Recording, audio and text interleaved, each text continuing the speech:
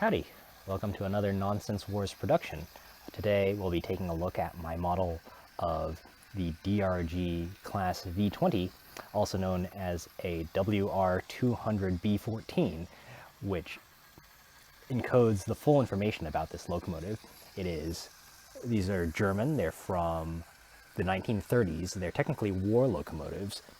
The larger version is the V36, which has 3 driven axles. This one has only 2. There's 2 driven axles driven off a jack shaft powered by a diesel engine. That's the source of the B in the full name, which covers the wheel arrangement.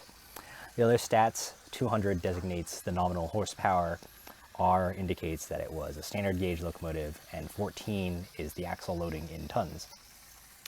These were small locomotives mostly used for switching duties, although sometimes they were also used on branch lines. After the war, like with other German equipment, they sort of got sent in all sorts of directions.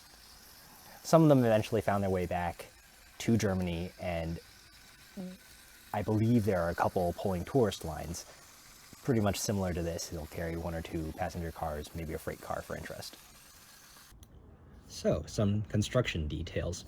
This model is, like the other ones, 1:48 scale and features power functions. So there's a receiver, you can see the lens through the top here. There's a battery box under the hood, and there is a motor underneath here. One of the features is this back door is actually, well, it's present on the prototype, but on the model, if I remove it and it's not held in by anything, I can change the channel on the receiver without having to take the entire model apart. So that's pretty convenient when I'm running this with other trains. So the battery box is hidden here, but not exactly structurally integral. If you were to try to change the batteries, you would have to remove that, and this, and then undo this assembly to pop the top. In the instructions, I recommend something else, and if you have a rechargeable battery box, this entire hood assembly is held on only by 2 studs, and if you pull it, you can see the top of the battery box clearly. On the rechargeable box, the socket is there, so you could just plug straight in and recharge it without removing it from the locomotive. And you can turn the model on and off by pressing this exhaust stack. The state of the battery can be seen through this little lens here. So you push the exhaust stack again, turn it off, turn it back on again, turn it off. So to successfully hide everything in here required dodging the strange shape of the power functions connector. You may notice there's a bulge in the hood here, and that's so this panel can clear the shape on top, so that connector nests in the crevice of this panel like that. The other place it comes up is here at the back of the hood. This may look like it's attached, but it's not. It's actually another panel with a 2x4 tile, and it just rests here in this slot. And a reasonable question would be, well, why can't you just connect this panel to this plate right here? Seems like there should be room. There isn't. This power functions connector is very slightly too tall, so if I were to connect this panel in here with studs, this would flex up very slightly, and I didn't really want to do that to that part. Other strangeness in construction. You may notice that there's something going on here, and this is a common difficulty when designing locomotives. They often have 2 windows that meet in a corner with a very thin pillar, and there's a few different ways of addressing this problem.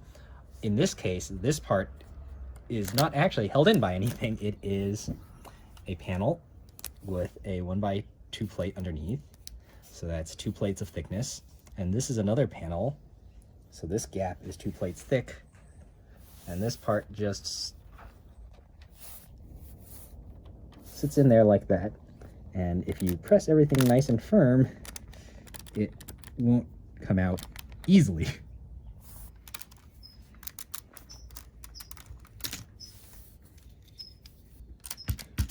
Those come up, this also comes upwards. So in this model, the receiver is structurally integral and holds up the roof, which is pretty normal, honestly.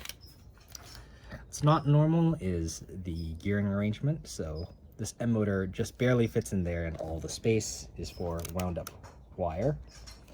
And it's offset to one side, so there's nothing here, basically.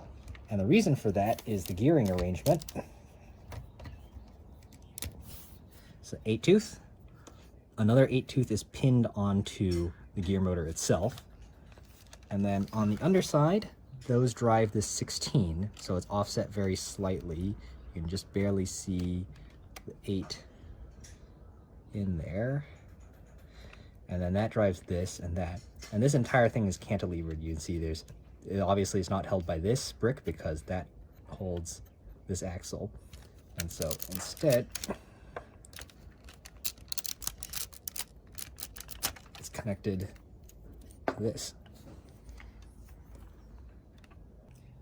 So the wheels on these are not Lego wheels. These are from Big Ben bricks. When people first really got into building custom steam locomotive or train models in the late 90s, early 2000s, Lego didn't have large train wheels, and so Ben in Portland was the only source of them. He ordered a mold and made them, and he then made some smaller sizes. This is a medium driver. It's in between the small wheel and the large wheel, and it's 3 studs in diameter, or 24 millimeters.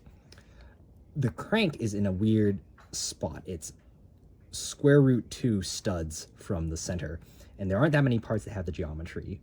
One is the holes in the 24-tooth gear, and the other is, of course, this 2x2 plate, which I am using as a jack shaft here. So this to the corner is not 1 stud, it's 1.41-ish studs.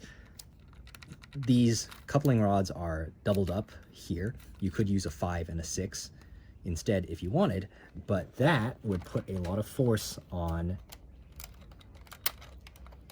this pin, which is the only connection to the jack shaft.